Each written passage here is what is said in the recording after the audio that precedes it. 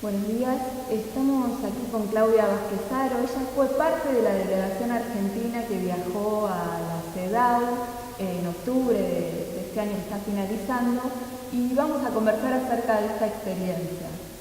Buenos días, Claudia Vázquez-Aro, ¿cómo estás? ¿Qué tal? Buen día, Lucía. Bueno, vos fuiste en representación de OTRANS, la organización de la que formás parte. Sí, en realidad este informe es el resultado de la producción de 20 organizaciones de trans y travestis en Argentina y también de organizaciones de derechos humanos, que por primera vez se elabora un informe colectivo y que después de la producción, que es como la parte más importante del proceso de elaboración del informe, hay una elección interna, porque podía solamente viajar una persona trans a la CEDAW a defender el informe. Recordamos, la CEDAW es la Convención Internacional por la Erradicación de la Violencia hacia las Mujeres. Hasta este año no había habido en esa delegación argentina de organizaciones representantes de la comunidad trans ni reclamos o informes sobre la comunidad trans. Así es. Absolutamente novedoso entonces. Así es.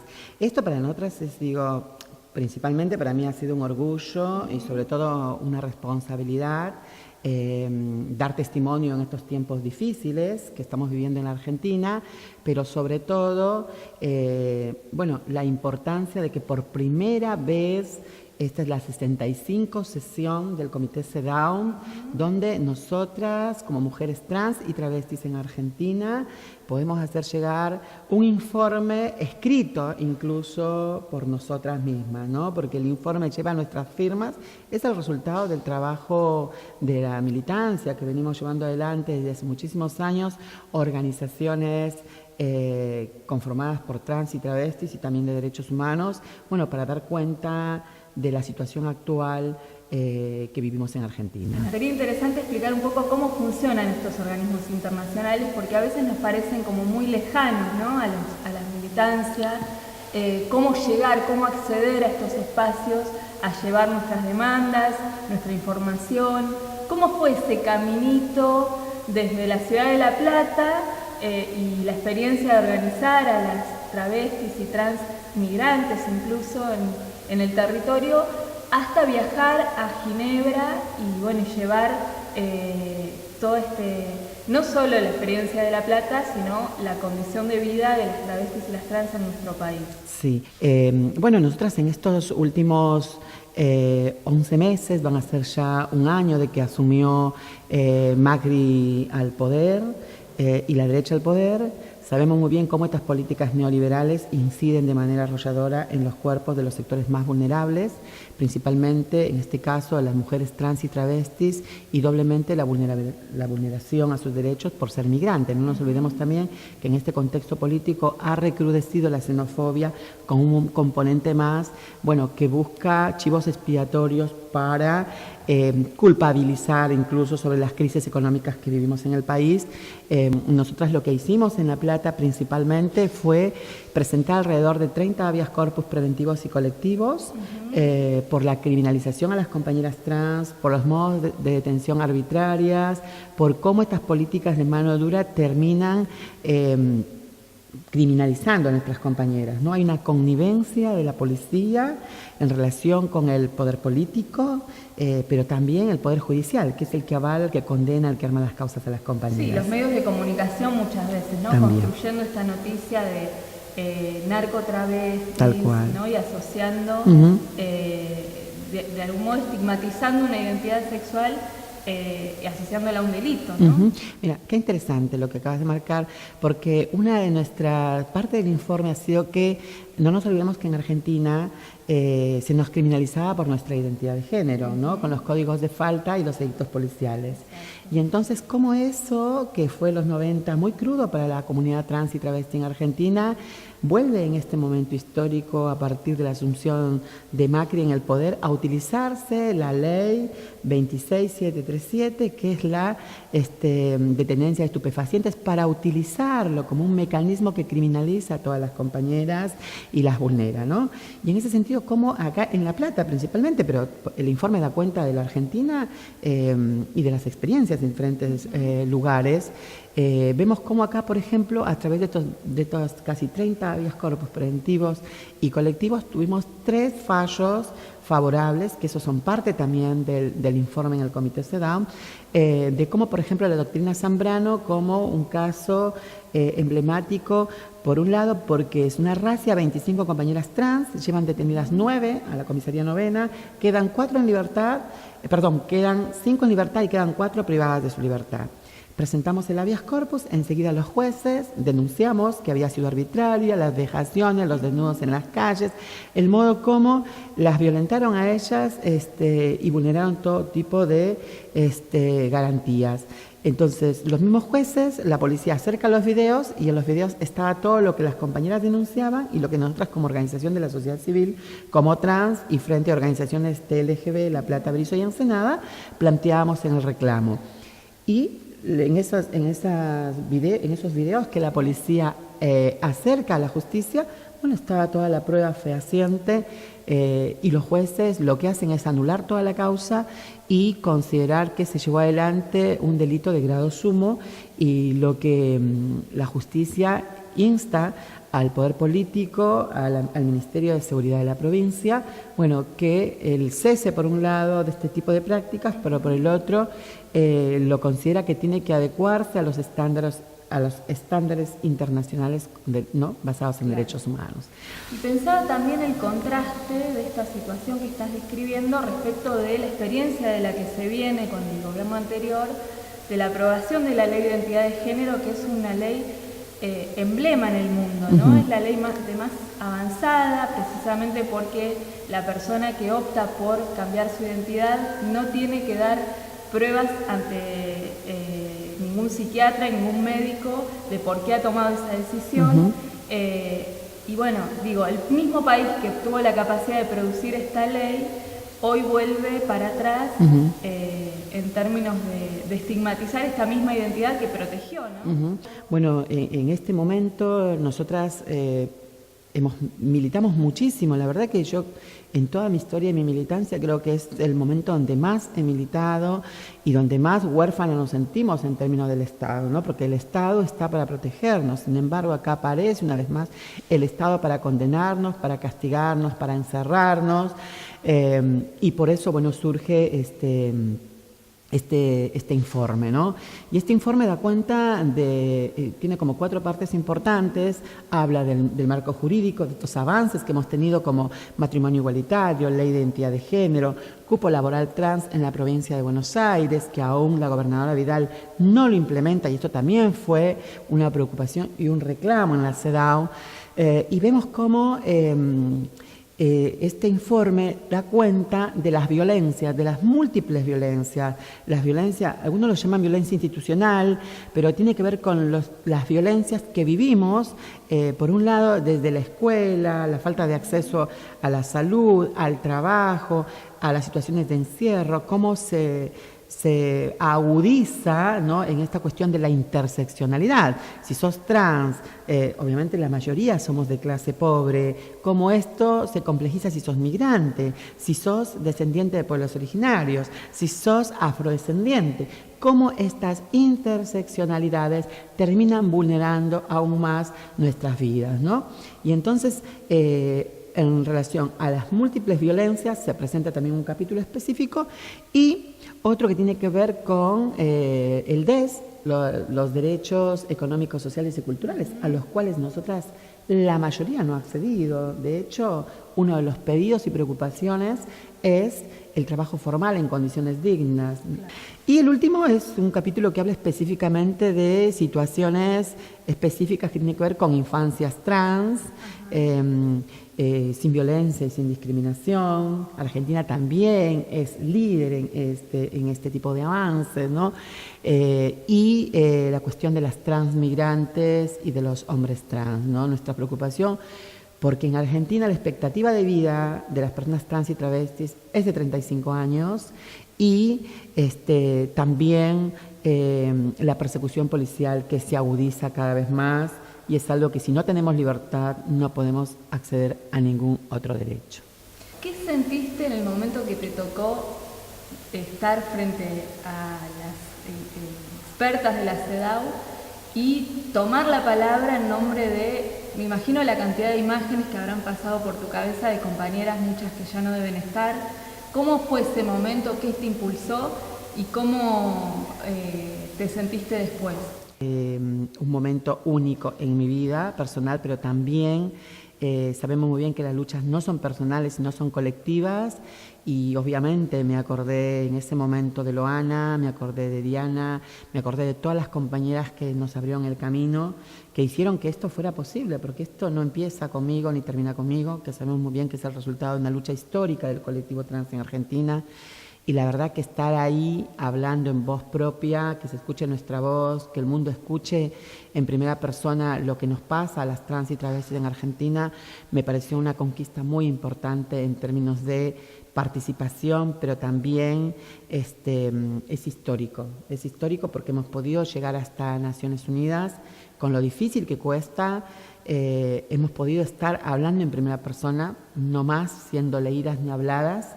Entonces eso es como un orgullo que muchas veces no se pueden explicar con palabras, pero que sí, la verdad, orgullosa de haber representado a la Argentina, orgullosa de ser de este país, orgullosa de ser latinoamericana, orgullosa de ser de esta hermosa patria grande, morena, mestiza, y bueno, y saber que ese es el compromiso militante, ¿no? Que es el compromiso que tenemos las personas que estamos convencidas que otra vida es posible, que lo único que nos mueve a nosotras y el único motor que tenemos es el amor, y es el amor por una transformación, el amor por las otras compañeras que no han podido llegar o que a muchas también las mataron, producto de los crímenes de odio, que es algo también que ha recrudecido en este último tiempo y que nos preocupa muchísimo, y que al Estado le tiene que ocupar eso, que no tiene que ser indiferente, que estar hablando ahí era hablar por todas las que ya no están, pero también por las que venimos luchando y resistiendo en este país, y por las que vendrán, ¿no? Por nuestro futuro trans, por nuestro futuro travesti, porque para que nuestras niñas y niños trans y travestis no sean condenadas ni condenados a la prostitución, para que puedan vivir una vida en condiciones dignas, ¿no? En igualdad de condiciones. Yo creo que este hito fue un precedente que para nuestro colectivo trans y travesti en Argentina significa un antes y un después. El mecanismo en estos organismos es que se presentan los informes sombra que las organizaciones de la sociedad civil preparan sobre distintas situaciones para informar a las expertas sobre cómo se está viviendo en el país. Pero también el Estado viaja con su propia delegación y hace su presentación.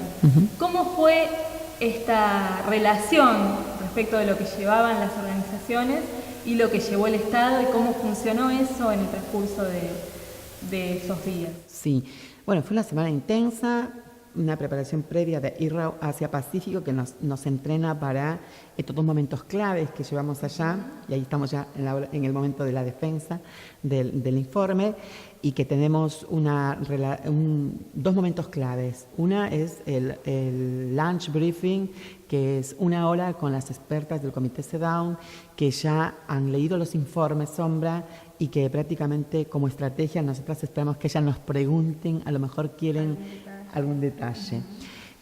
Luego, esto del oral statement, que son 10 minutos donde tenés que hablar ante las miembros del Comité CEDAW, o'clock en punto. Hay un reloj ahí que se para incluso en los minutos exactos, y que prácticamente en esos 10 minutos son la condensación, es la síntesis de los 7 informes que este año presentó Argentina. De todas las organizaciones. De todas las organizaciones de la sociedad civil, de mujeres trans y travestis, en este caso nuestro primer informe, y que teníamos que defenderlo en 10 minutos, ¿no?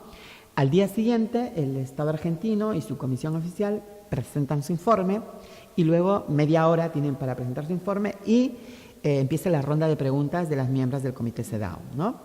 Y en este caso, la primera pregunta de la representante del Líbano, que la verdad fue como muy contundente y, digo, ver toda la escena, ¿no? Toda esa, montada esa performance de la presidenta del Comité CEDAW, los miembros, las organizaciones de la sociedad civil, los relatores, las relatoras, la prensa, todo eso cuando la primera pregunta de la del Líbano le hace al gobierno argentino que si podían dar explicaciones por qué el gobierno argentino no ha cumplido con lo que ordenó, lo que recomendó la ONU en función de la libertad a Milagro Sala. ¿Qué momento? ¿Qué momento? Fue un momento como muy fuerte, y la verdad que nosotras que también habíamos llevado esa preocupación, nos pareció como súper relevante ¿no? El modo como empieza, ¿no? a preguntar el comité. Exacto, la primera pregunta. ¿Cuál fue la respuesta del Estado argentino? Mira, la verdad que el Estado argentino no supo dar respuesta. En principio, de manera grosera, escabulló el tema porque dijeron que a ella no se le estaba juzgando por el primer acampe, sino por delitos de malversación de fondos. Y todo esto que ya sabemos que incluso tanto la ONU como la OEA le han pedido al Estado argentino que libere a Milagro Sala por su detención arbitraria, por cómo prácticamente se ha violado todo tipo de proceso. Bueno, e incluso, sí, y en su ¿no? condición de mujer, ¿no? Por También supuesto. la CEDAW ahí, Tal cual. poniendo de relevancia Exacto. esto que venimos también diciendo en nuestro país, que hay una estigmatización de Milagro por ser mujer, por ser india, por ser negra, por ser pobre. Milagro Salas podría haber sido una de nosotras también ahí presentando un informe. Digo, hay muchas cosas que se van relacionando, que se conjugan y que, bueno, nosotras que sabemos muy bien el rol de las militantes o las defensoras de los derechos humanos o las que tenemos un trabajo con sectores vulnerables, con los sectores más populares, bueno, creemos que también ahí hay un peligro, ¿no? Y esto también lo denunciamos después de la presentación al informe CEDAW. Acá estuvo, después de 2 semanas que presentamos el informe, estuvo visitando Argentina la relatora Simone Dubravka, donde le presentamos nosotras un informe de preocupación sobre la persecución a las defensoras trans y travestis en derechos humanos, ¿no? Esto, cómo te criminalizan por empezar a convocar a tus compañeras, tus compañeros para el reclamo. Bueno, claro. Esto, digo, tiene una íntima relación con Milagros, es una presa política que, bueno, tiene que ver con esto, con la preocupación, si le pasó a Milagros, bueno, ¿qué nos puede pasar a cualquiera de nosotras que, bueno, ocupamos casi esas funciones, ¿no? ¿Y cuál fue la respuesta del Estado argentino sobre la situación de la comunidad travesti y trans en el país? Mira, a mí me parece como súper importante remarcar que no siempre de los informes las miembros del Comité CEDAW hacen preguntas. Ajá. Eso también... A veces solo escuchan y no preguntan. Vos fíjate que cuando estuvimos en el entrenamiento de IRRA, nos dicen como al principio para no frustrarnos, imagínate un viaje de Argentina hasta Suiza, más de 11.000 kilómetros, para que a veces presentes el informe y no hagan ninguna pregunta, es, la verdad, terrible y una que asumió esa responsabilidad. Yo estaba como que constantemente con esa preocupación de que no vayan a hacer ninguna pregunta de nuestro informe. Por suerte hicieron 5 preguntas y fue muchísimo, y la verdad que estuvimos constantemente acercándoles información a las miembros, y la primera pregunta fue: ¿qué hacía el Estado argentino en relación a políticas públicas para que las mujeres trans y travestis no se encuentren, en su gran mayoría, en situación de prostitución? ¿Qué políticas llevaba adelante para que pudiéramos tener un trabajo formal y digno? Y una vez más, de manera grosera, la representación argentina, presidida por Fabiana Túñez y su comitiva, que había una representante del INDEC, una representante de la Secretaría de Derechos Humanos de la Nación, dijeron que las compañeras trans y travestis estaban siendo incluidas a leyes hacen, ¿no? En principio, 3.000 pesos, en principio, si me preguntás, ¿cuántas chicas de OTRANS? Que somos alrededor de 450, incluyendo OTRANS, Cava, La Plata y Malvinas Argentinas, ninguna hasta ahora ha sido incluida a ese plan. Digo, una mentira tan grosera, por un lado, y por el otro también mintió que tenían ellos datos oficiales de los travesticidios, de los crímenes de odio. Lo que la verdad, después obviamente refutamos esos datos, porque decía que esta oficina de la Secretaría de Derechos Humanos, Cecilia creo que es la representante, comentó que ellas habían relevado de 2013 al 2016 13 travesticidios. Le comenté a esta representante que me parecía muy poco serio que el Estado contabilice los travesticidios por los medios de comunicación, cuando tendría que ser algo más serio y tendría que cruzar datos en todo caso con, por un lado, la justicia, pero por el otro lado con las organizaciones de la sociedad civil, porque muchas veces no aparecen caratulados como travesticidios. Sí, con la salud pública también. Tal cual, sí, sí. Para algo el Estado tiene la posibilidad de centralizar toda esa información. Uh-huh. Bueno, una falta de responsabilidad, una irresponsabilidad, queriendo dibujar políticas que llevan adelante, que no existen, y que después las miembros fueron muy enfáticas, le dijeron que toda su presentación ha sido en términos declamativos, ¿no? Fueron muy claras ellas, planteando sus preocupaciones y también pidiéndole al gobierno argentino que en el plazo de 2 años, que es un plazo a mediano plazo, puedan acercar información de políticas concretas, ¿no? Entonces, ¿cuáles fueron finalmente las recomendaciones de la CEDAW para el Estado argentino en materia de situación de trans y travestis y de las mujeres en general? Sí, sobre el informe de trans y travestis que presentamos, la preocupación del Comité CEDAW es en relación a los crímenes de odio, hacia los asesinatos de personas trans, lesbianas, bisexuales, intersex, la falta de datos específicos, pero también su preocupación es por cómo la justicia tendría que llevar adelante esas denuncias, cómo tendría que juzgarse y condenarse a los culpables, y también esta cuestión del resarcimiento y la reparación. Y otra cuestión es sobre la persecución hacia las compañeras trans y travestis, ¿no? Esta persecución le preocupa mucho al Comité CEDAW, cómo eso se complejiza en el caso de las mujeres transmigrantes, y el trabajo. El trabajo ha sido también una cuestión importante que le ha recomendado el Comité CEDAW al gobierno argentino, y llevar adelante las herramientas que articule herramientas necesarias para que las mujeres trans y travestis puedan acceder a un trabajo formal y digno, con la experiencia de la provincia, pero pidiéndole también al gobierno de la provincia que implemente la ley de Ana Zacayán, ¿no? Entonces yo creo que en términos generales hemos podido no solamente sentar un precedente a nivel internacional y en la ONU, y que para nosotros eso es histórico, pero también ahora lo que nos queda como tercer parte de este proceso es el seguimiento del cumplimiento de las recomendaciones del Comité CEDAW, el cumplimiento del Estado argentino a esas recomendaciones. Claudia, ¿y qué es lo que sucede si el Estado argentino incumple estas recomendaciones? Sabemos muy bien que estas recomendaciones son vinculantes, ¿no? Son vinculantes, por lo tanto, el Comité CEDAW tendrá sus mecanismos después, pero siempre es a través de la diplomacia y siempre a través de las recomendaciones, ¿no? Claro. El Estado tiene que cumplir, porque cada 4 años, cada 2 años va a dar un informe parcial, y cada 4 años tiene que llevar los informes, ¿no? Yo estuve, antes de ir al Comité CEDAW, estuve en Brasil, en EIWIT, que fue también un foro global de los feminismos que reunió a mujeres de los 5 continentes, ¿no?